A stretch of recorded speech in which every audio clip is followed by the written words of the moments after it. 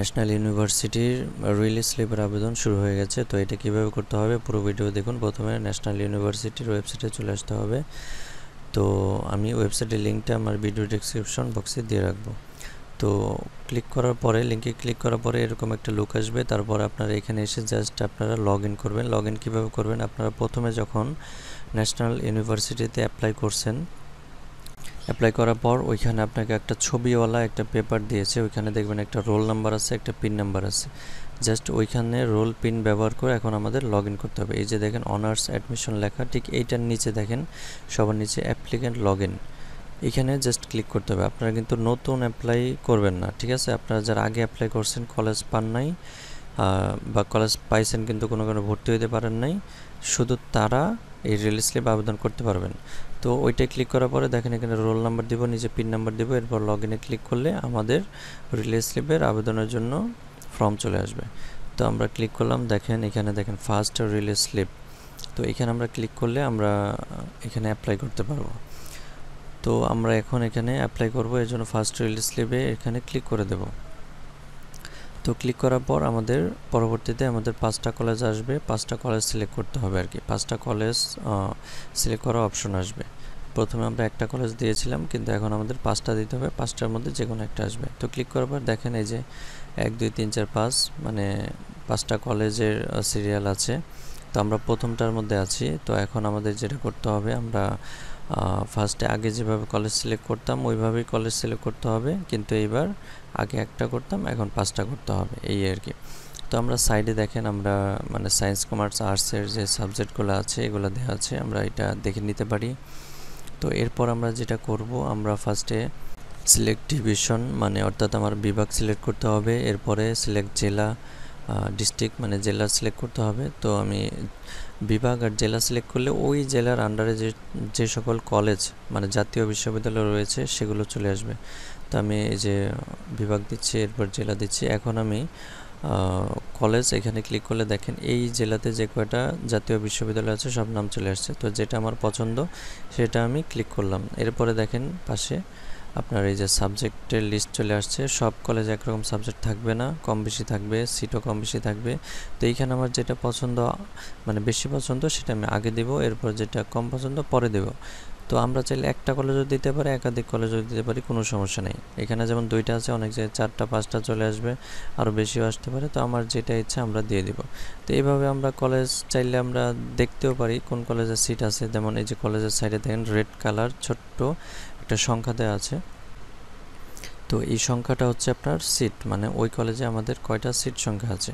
তো এইভাবে আমরা দেখব যে কোন কলেজে পর্যাপ্ত পরিমাণ সিট আছে, আমরা ওইভাবে নিজের মতো করে পছন্দ করে একটা কলেজ সিলেক্ট করব এবং কলেজ এবং সাবজেক্ট চয়েস করব আর কি। তো এইভাবে মূলত কলেজ সিলেক্ট করতে হয়। তো আমরা এইভাবেই প্রথমে দেখেন আমরা চেক করছি, চেক করে আমরা যেটা পছন্দ হবে আমরা ওইটা কলেজ এবং সাবজেক্ট পছন্দ হওয়ার পরে আমরা জাস্ট এই সাবজেক্টের উপরে ক্লিক করে দিলে দেখেন সাবজেক্টটা এই পাশে চলে আসছে, মানে ওইটা আমার চয়েস লিস্ট। এরপর আমরা নিচে নেক্সটে ক্লিক করব। এখন দেখেন দ্বিতীয় সিলেক্ট কলেজ মানে সেকেন্ড কলেজের জন্য অপশন চলে আসছে।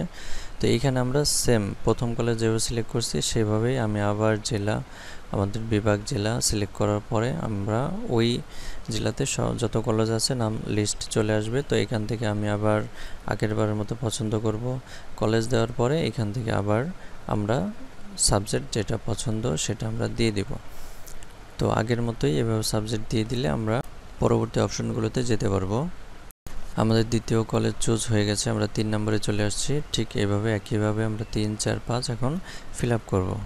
এর মাঝে বলে রাখি আমরা যে 5টা কলেজ সিলেক্ট করছি, আমরা প্রথমে যে কলেজটা দিছি এটা আমাদের ফার্স্ট চয়েস হিসেবে ধরা হবে।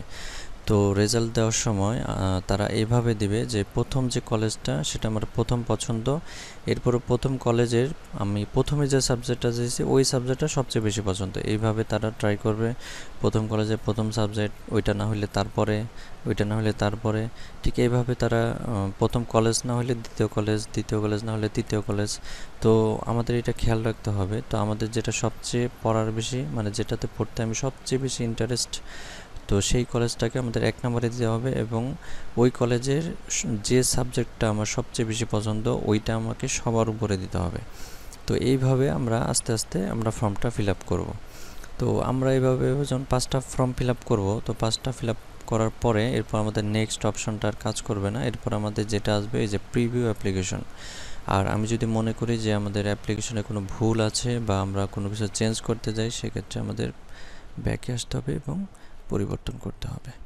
এইভাবে 5টি কলেজ সিলেক্টের পর প্রিভিউ অ্যাপ্লিকেশনে ক্লিক করব। ক্লিক করার পর আমরা জাস্ট এই চয়েসগুলো আবার ভালোভাবে দেখব যে সব কিছু ঠিক আছে কিনা, প্রথম থেকে সাবজেক্টগুলো ঠিক আছে কিনা, কলেজের নামগুলো ঠিক আছে কিনা, যে সিরিয়াল দিয়েছি এই সিরিয়ালগুলো ঠিক আছে কিনা। যদি সব ঠিক থাকে সেক্ষেত্রে আমরা সাবমিট অ্যাপ্লিকেশনে ক্লিক করব। যেহেতু আমাদের সব কিছু ঠিক আছে, তো তাই আমরা সাবমিট অ্যাপ্লিকেশনে ক্লিক করে দেব। তো সাবমিটে ক্লিক করার পর তারা আমাদের একটা পিডিএফ ডাউনলোডের জন্য দিবে। তো আমরা এটাকে ডাউনলোড করে আমাদের ফোনে রেখে দেব। এই যে পিডিএফ ডাউনলোড পিডিএফ, এখানে ক্লিক করলে পিডিএফটা ডাউনলোড হয়ে যাবে।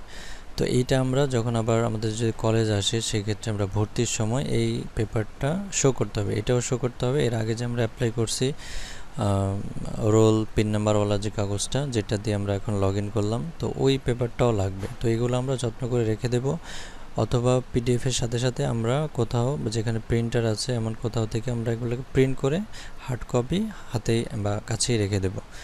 তো এই ছিল আজকে আমাদের ভিডিও। তো কেমন লাগলো সবাই কমেন্ট করবেন, কারো কোনো প্রশ্ন থাকলে কমেন্ট করবেন। তো সবাইকে অসংখ্য অসংখ্য ধন্যবাদ।